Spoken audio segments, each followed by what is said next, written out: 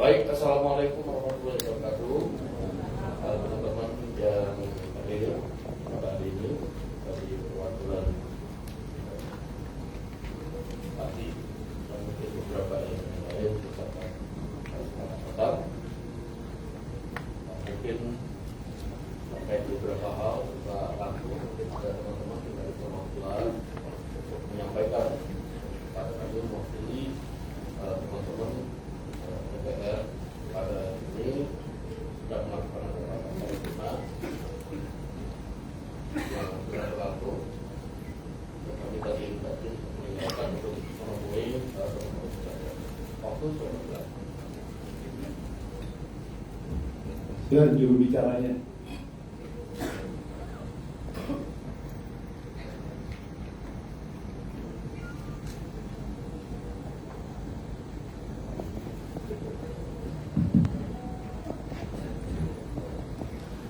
Oke, terima kasih banyak. Assalamualaikum warahmatullahi wabarakatuh, Pak. Kami dari kawan-kawan parti dan kawan-kawan aliansi lainnya yang bergabung di sini. Terima kasih banyak sudah ditemui audiensi hari ini oleh Bapak Dasko, Bapak Cucu dan Pak San. Nanti kita sampaikan Pak. Tadi sudah kita lihat langsung di rapat paripurna bahwasannya telah disepakati bahwasannya akan diselesaikan RUU perampasan aset di pada tanggal 15 Desember 2026. Yang menjadi pertanyaan kami adalah apa langkah ketika itu tidak terjadi? Apakah kami boleh bergerak kembali untuk menguasai DPR ini? Ataukah bagaimana? Nanti mohon penjelasannya. Nanti biar dari Mas Teguh dan Mas Toto juga menyampaikan hal ini secara langsung terhadap Bapak Dewan yang terhormat. Harapannya adalah kami masyarakat rakyat biasa menginginkan tidak ada korupsi di negara Indonesia. Dan saya apresiasi bahwasannya hari ini sudah kita dengarkan rapat paripurna sendiri 15 Desember 2026 sehingga diharapkan bisa terrealisasi, Pak. Adapun nanti penyampaian dari kawan dari Mas Toto dan Mas Teguh, silakan saya langsung sampaikan. Saya minta Mas Teguh dan Mas Toto menyampaikan hal tersebut, Pak. Apa yang diharapkan? Tentunya kami inginkan yang terbaik, Pak. Dan hal-hal yang paling krusial adalah kami menginginkan ada surat pernyataan dari rapat kali ini, audiensi kali ini tentang kesepakatan bahwasannya Pak Dasko secara instansi atau institusi DPR RI menyatakan bahwasannya jika ada teman-teman yang lainnya, wakil ketua dan ketua DPR RI ketika tidak bisa mencapai pada tanggal yang menentukan, saya berharap Bapak semua bisa mengundurkan diri dari DPR RI. Dan rakyat butuh DPR yang bagus. Sepakat, teman? Mereka. Maka itu, Pak. Jadi kami menginginkan bahwasannya ada kejelasan berdasarkan rapat paripurna kawan-kawan tadi 15 Desember 2026 adalah batas akhir untuk pengesahan RUU perampasan aset. Namun demikian kawan-kawan, ketika hal tersebut tidak tersampaikan dan tidak terrealisasikan, maka kami meminta hari ini adalah surat pernyataan resmi dari DPR RI yang menyatakan bahwasannya jikalau tidak tercapai dan tidak teraplikasi, tidak disahkan, kami menginginkan adanya kejelasan surat pernyataan atau kesepakatan bahwasannya seluruh wakil ketua DPR RI dan ketua DPR RI siap untuk mengundurkan diri.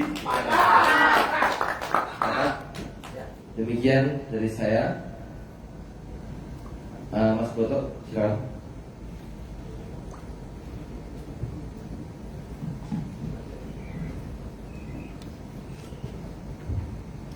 Bismillahirrahmanirrahim. Assalamualaikum warahmatullahi wabarakatuh. Yang hormat Bapak Dasko, Pak Cucu dan Pak Saan Mustoro. Tadi saya sempat ikut hadir dalam sidang paripurna terkait pembahasan RUU perampasan aset koruptor. Sekilas saya mendengar bahwa RUU tersebut akan diselesaikan atau disahkan maksimal bulan Desember. Jadi kami berharap hari ini kami meminta seperti apa yang disampaikan oleh Pak Dhani, kita meminta berita, acara, audiensi AMBB, ARIB dan DPR RI terkait pengesahan RUU perluasan aset koruptor itu digedok Desember. Kita minta tanggalnya, Pak. Jadi jelas. Setelah muncul batas akhir pengesahan RUU tersebut, misalnya sampai tanggal tersebut tidak terrealisasi, mundur lagi dengan alasan A, B, C, D, E, F, G, kita minta konsekuensi tanggung jawab panjenengan semua. Seperti contoh, maaf atas kebiri, beliau siap mengundurkan diri. Pak Saan Mustafa juga siap mengundurkan diri, dan Pak Cucun juga siap mengundurkan diri jika berita acara tersebut, kesepakatan tersebut tidak terrealisasi. Gitu. Saya harap saya harap cukup itu, Pak. Dan saya sama teman-teman tidak ingin bertele-tele karena kasihan teman-teman yang di luar panas-panasan, Pak. Gitu. Assalamualaikum warahmatullahi wabarakatuh. Maaf Pak, kami sudah 2 hari 2 malam kami belum istirahat. Saya minta bicara sambil duduk ya Pak ya. Saya belum mandi juga Pak 2 hari. Saya di posko. Oke. Jadi di depan itu ada rakyat Indonesia Pak. Di depan sana itu bukan aktivis Pak, rakyat murni Pak, yang pengen bersuara. Ya, tolong entah nanti melalui perwakilan tolong temui Pak ya.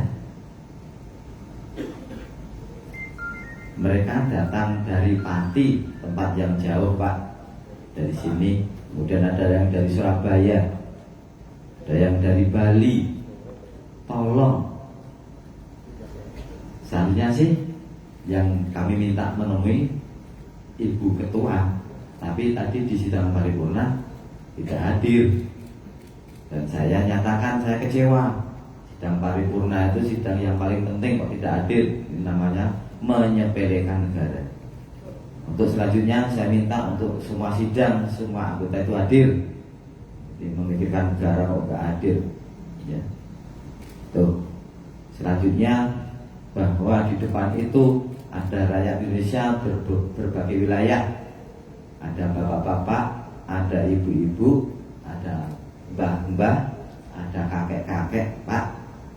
Itu bukan aktivis, dan kami mohon mereka ya itu ditemui dan dihormati layaknya mereka itu memang rakyat Indonesia.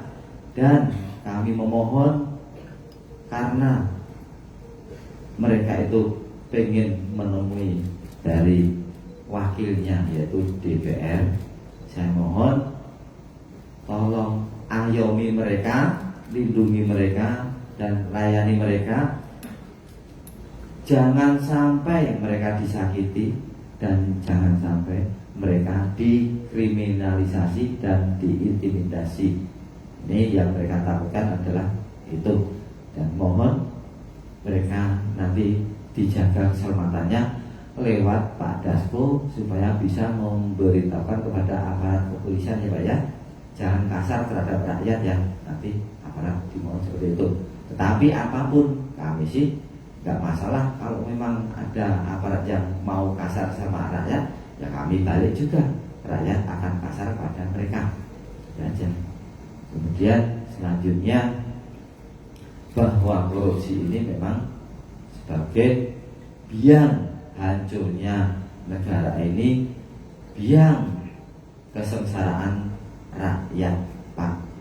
Kami dari desa yang sangat jadi korban yang sangat terasa Mungkin Bapak kalau ada korupsi itu ya biarkan saja, Bapak masih punya gaji, punya fasilitas, punya tunjangan, bisa makan enak.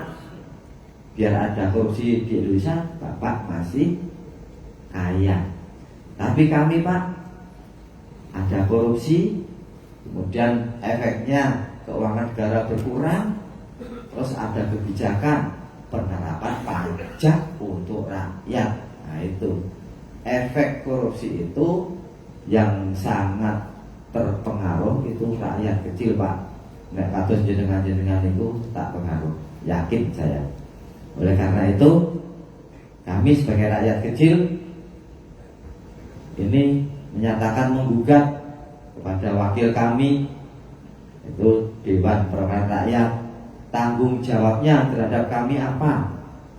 Karena jenengan itu kami amanai untuk mewakili kami itu harusnya memberikan satu, kesejahteraan kepada kami, yang kedua perlindungan hidup kepada kami, yang ketiga adalah kelangsungan hidup kepada kami dan anak-anak keturunan kami. Itu tanggung jawab jenengan sebagai wakil kami untuk itu. Tetapi kalau jenengan yang sudah kami amanai, kami percaya ini tidak bisa memberikan kemakmuran kepada kami, tidak bisa mengayomi kami, tidak memberikan jaminan kelangsungan hidup kami dan anak-anak kami, mendingan jenengan itu undur diri saja. Kami tidak ikhlas uang dari pajak kami dibuat untuk membayar jenengan-jenengan yang justru bukan meningkatkan kesejahteraan kepada kami, tapi justru malah memberikan kesengsaraan kepada kami. Akan kami cabut mandat itu Pak. Meskipun dari prosedur tidak bisa, tapi wallahi Pak, kami akan wiridan, kami zikir sehingga nanti Allah yang akan mencabut lewat doa-doa kami dan lewat kesengsaraan yang kami alami. Kami tidak mau melawan negara, kami hanya lewat doa saja. Tolong mulai detik ini kami minta wakil rakyat itu benar-benar berpikir untuk kesejahteraan rakyat, dan yang paling penting tolong dilihat untuk rakyat yang rentan. Rakyat rentan itu besok kita dapat apa tidak tahu, itu namanya rentan. Nah jenengan besok nyorek wis ceklok karuane. Tahu enggak bahasa ceklok karuane? Orang mangkat itu jenengan gajian, dapat tunjangan, dapat fasilitas. Kalau kami orang mangkat tidak berangkat kerja, yo tidak dapat apa-apa. Itu namanya rakyat yang rentan. Dan yang paling utama adalah tolong, kalau ada kebijakan yang itu ada hubungannya dengan membebani rakyat, tolong tolak mentah-mentah Pak. Jangan langsung ditandatangani. Karena apa? Jenengan harus berpikir bahwa jenengan itu masuk di dalam situasi sebagai rakyat. Ada pajak, option pajak, option PKB, option BPNKB, pajak UMKM, pajak PKL, pajak PBB, pajak BPNKB, biaya balik nama. Kalau jenengan option pajak, juga peduli, jenengan tidak pernah terbebani untuk option pajak karena mobilnya dari negara. Ya, makanya dari itu kami minta mulai detik ini saya ingin wakil rakyat kami yang kami amanai dan menerima dari sedikit keringat kami, menikmati gaji dari peluh kami akan monitor dan kami minta untuk kami diayomi, dilayani, disejahterakan dan dijamin kelangsungan hidupnya. Dan kembali lagi besok tanggal berapa tadi di sidang paripurna? Deadline-nya tanggal 15 Desember. Lewat forum ini saya beritahukan 15 Desember kami akan melakukan aksi seperti hari ini. Kami menunggu. Ya, sepakat ya? Kita bikin posko 1 minggu sebelumnya seperti hari ini. Kita di tanggal 15 Desember kita akan datang lagi, akan menagih dari kesepakatan ini. Entah itu jenengan mundur atau jenengan lanjut, tergantung tanggal 15 Desember tersebut. Demikian dari kami. Kalau ada kurang lebihnya kami mohon maaf. Kalau ada kurang sopannya mohon dimaklumi. Kami tidak pernah datang ke ruangan yang megah ini. Rumahnya kami tidak semegah ini. Terima kasih. Gitu Pak. Gitu ya, ya. Jadi aksi kembali ya, Mas ya. Gitu Pak.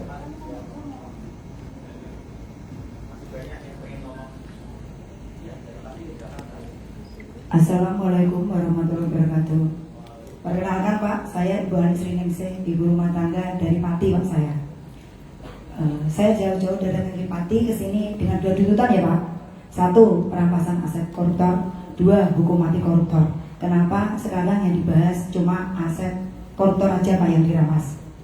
Saya mau bertanya sama teman-teman yang ada di ruangan ini. Dampak dari korupsi sama dampak dari narkoba itu lebih jahat mana pada bangsa ini Pak?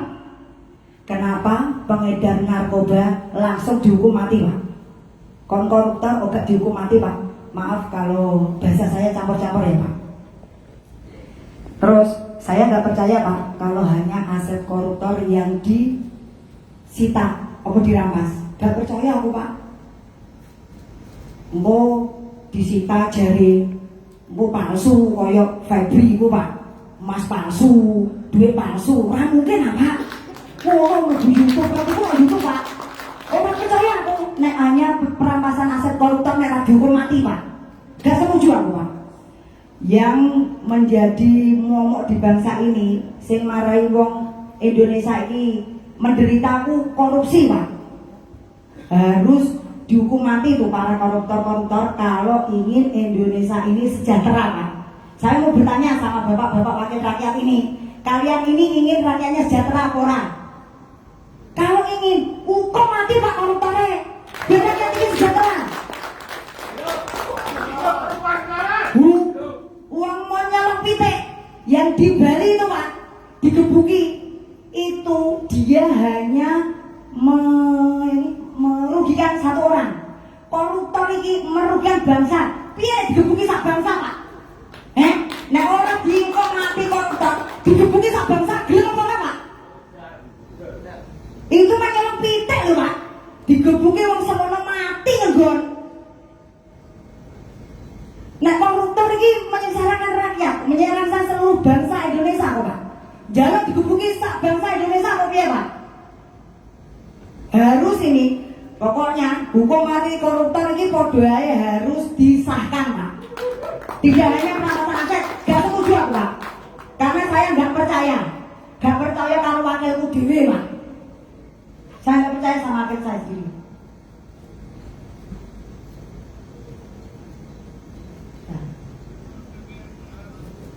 Maaf Pak kalau saya ada salah-salah kata atau omongan saya campur-campur ya Pak. Soalnya saya wong desa, sekolah era tutup Pak. Cuma saya kan udah merasakan sendiri.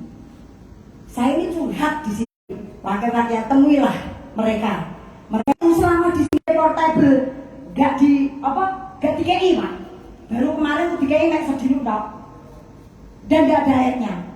Memanusiakan manusia Pak. Ada kok mati lho rak kene. Jangan toilet kok ya ora dikei. Halo Pak. Kalian enak-enakan WC era karuan. Saya tadi cuci tangan kangelan. Tak luru. Apa lagi Pak biasanya lo diglekane ora ono. Bingung aku Pak cuci tangan Pak. Lho ngono jare WC portable lah mbok kei lah Pak. Sengsara Pak saya itu kalau sholat zuhur mulai sampai murah. Orang tinggi lah kok.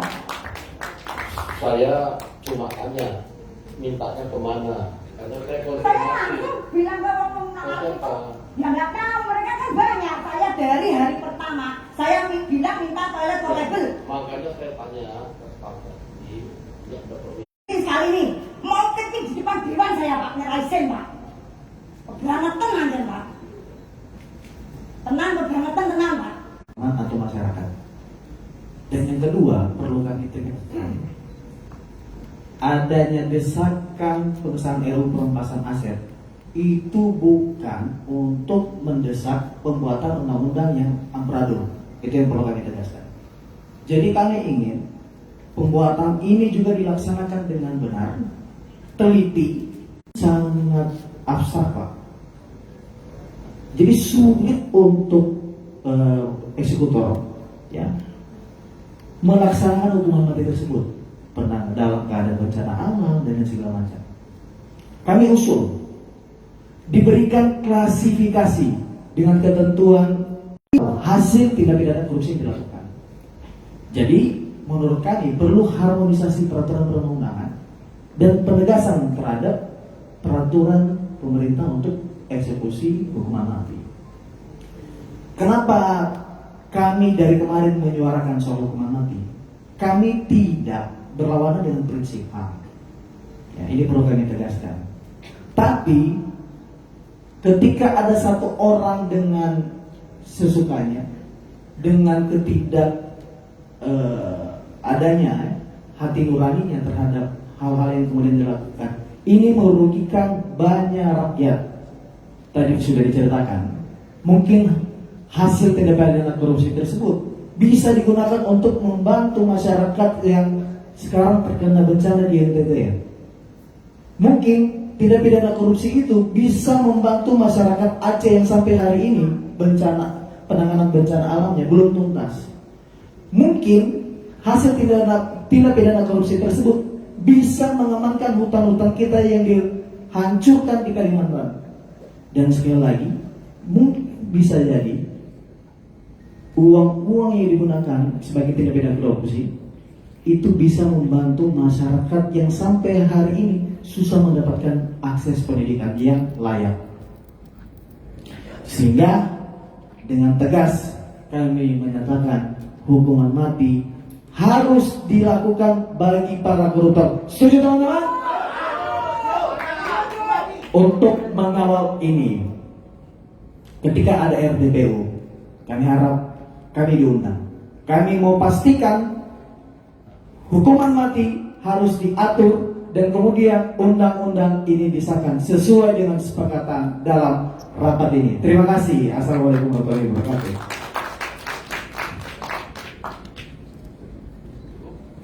Cukup?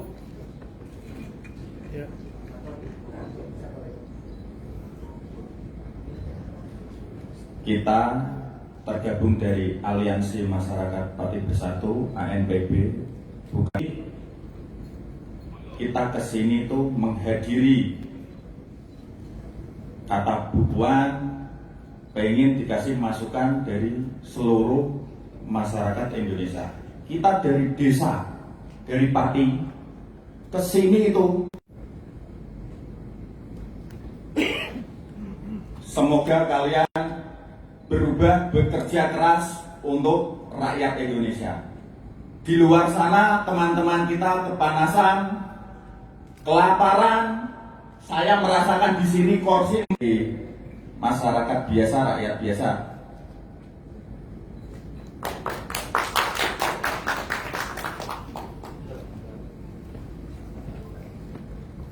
Baik, terima kasih. Jadi kita sudah menangkap aspirasi dari teman-teman sekalian. Nah, tadi di dalam rapat paripurna kita sudah sampaikan, disepakati dan disetujui bahwa limit waktu paling lambat untuk acara undang-undang perampasan aset itu akan diketok di paripurna pada tanggal 15 Desember 2026. Kan biasanya kalau rapat paripurna ada berita acara. Saya sudah minta tadi untuk jadi pegangan kawan-kawan sekalian. Kemudian yang kedua, tadi kalau Ibu bilang soal masalah rampasan aset, kemudian misalnya narkoba juga hukum mati. Ya judulnya undang-undang narkoba memang tidak ada juga narkoba dihukum mati, tapi di dalam isinya itu kemudian ada penjelasan-penjelasan bahwa tadi kemudian dari pihak yang mendampingi selama ini tadi menyampaikan mesti ada berapa harmonisasi dan kemudian minta supaya diundang dalam rapat dengar pendapat. Saya pikir masukan-masukan pada hari ini itu adalah masukan-masukan buat teman-teman komisi 3 dan lebih spesifik nanti kan masih ada acara-acara mendengarkan pendapat publik. Nah itu bisa nanti diagendakan, tinggal kapan dan waktunya, karena ini kan nanti kalau balik ke Pati waktunya kapan nanti dikonfirmasikan saja supaya nanti kita bisa agendakan untuk menerima masukan-masukan yang lebih komplit untuk memperkaya undang-undang perampasan aset.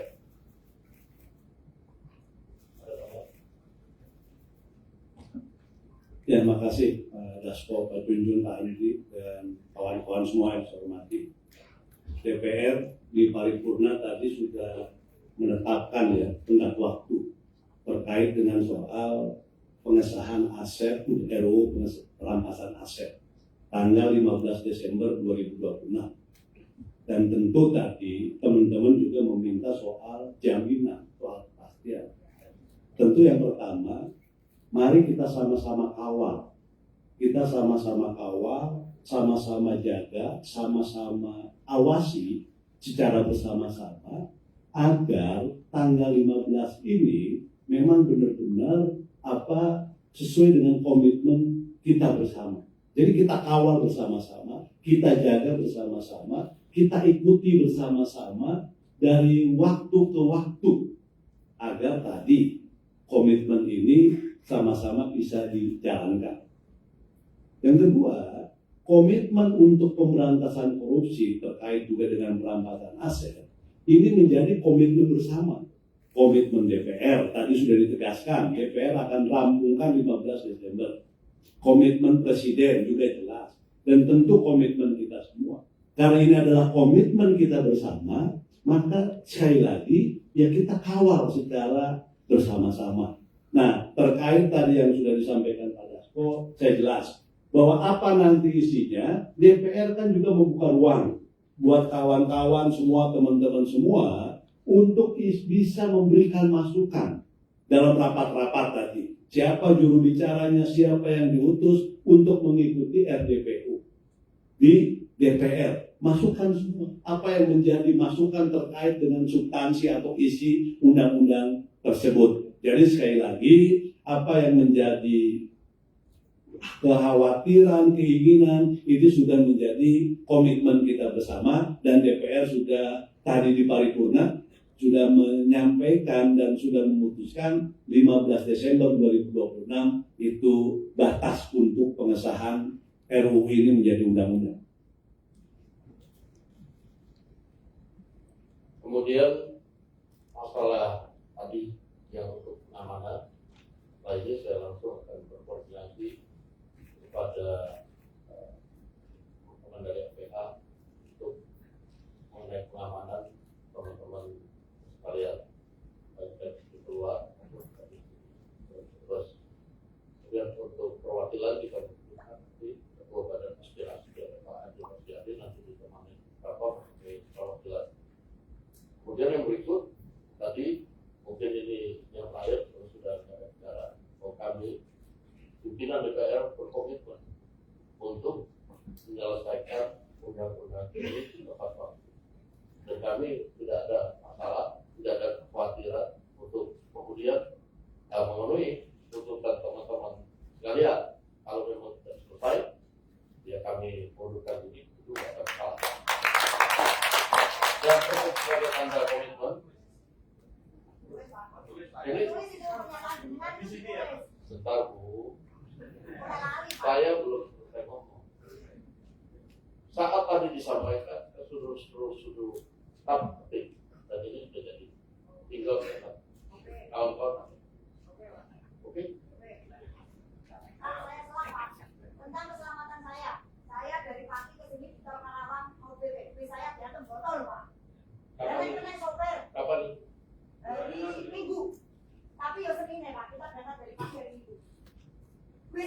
pun sope Pak. Sope, dianggap tua Pak. Dan yang kita sopire, saya oleh orang sampai mati Pak. Di daerah mana? Harapan. Oke. Bukan di mana Pak? Saya buang dibakar wong Pak. Oh, Saya kan nah, bagaimana itu? saya kan di sini. Ya. Apa ya Pak? Di posko di mana itu kan nggak ada senderan. Saya senderan aku apa? Saya itu mampu apa ya? Bau mencium bau kebakaran. Saya kok nggak ada. Saya kira gas air mata Pak, tak tutupin. Oh, gas air mata jam segini saya bilang gitu. Terus teman saya bilang enggak, itu nggak gas air mata. Itu lo kemeluk saya. Saya nggak merasa Pak kalau saya tahu kerudung saya ini sudah dibakar orang. Kerudung saya ini dibakar sama saya kan duduk kasur lantai saya itu terbakar. Di posko di mana? Di posko di depan dewan Pak. Oh, poskonya yang di sini. Iya, lo ngono kok orang polisi ngintel itu gunanya apa Pak? Ya, nanti kita cek ya. Itu kok Tapi apa sih nama lo Pak? tapi saya pastikan ini kembali mengolah nanti saya langsung yang akan mengolah. Ya. Drivernya Mas Toto ini juga di rumahnya ada ditembakkan. Tembak. Di rumah di mana? Di Pati. Oh, di Pati. Jadi ada intimidasinya itu sampai tingkat yang seperti itu. Dan nanti kalau soal ini kan ada kuasa hukum atau pendamping, nanti koordinasi supaya kita bisa segera koordinasikan untuk supaya tidak terjadi. Minta nomor kontak. Oh iya, nanti dikasih. Kita ini. Oke, jadi kita tinggal bisa lihat dulu.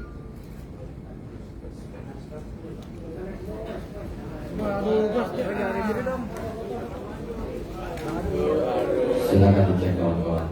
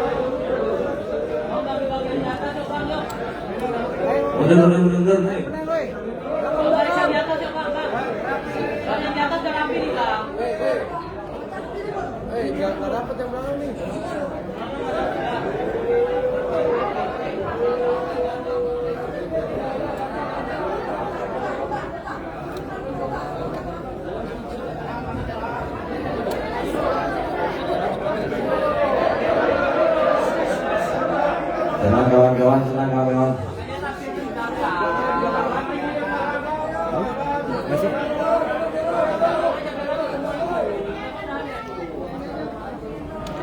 Mundur. Besok lu ngambil apa gua?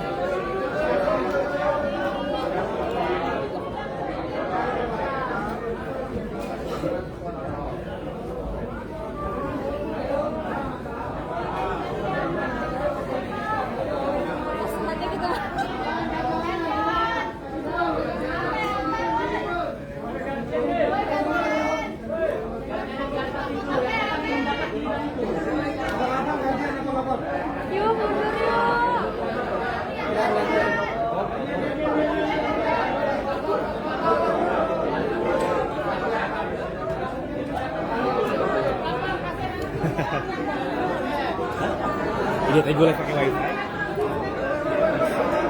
Ini dari open.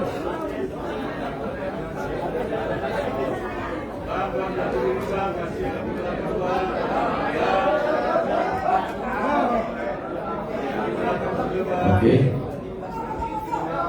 Baik kawan.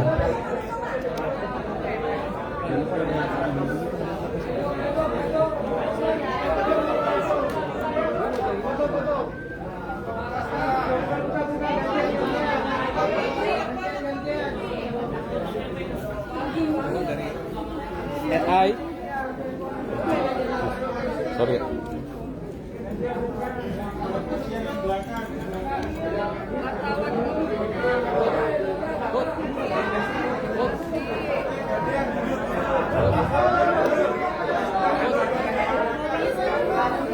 DPR open.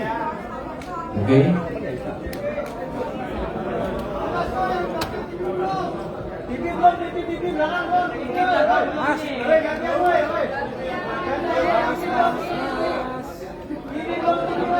Bapak Ibu boleh ada Bapak Ibu. Belakang Pak. TV belum dapat nih Bapak Ibu yang di atas Bapak Ibu. Mas, duduk.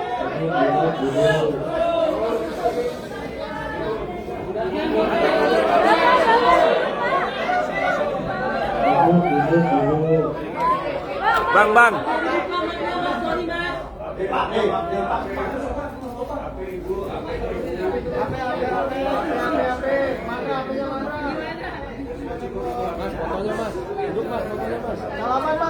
Bang, foto bang, boleh bang. Tangan kiri diangkat. Salaman pak.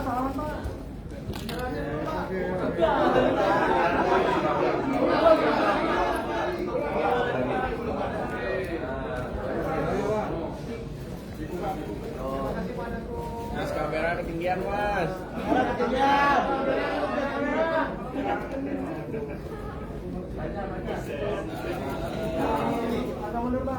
Bang, kamera bang. Kamera.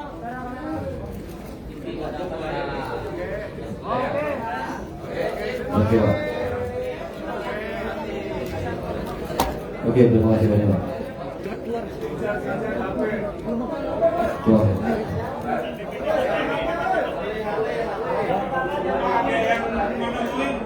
Yang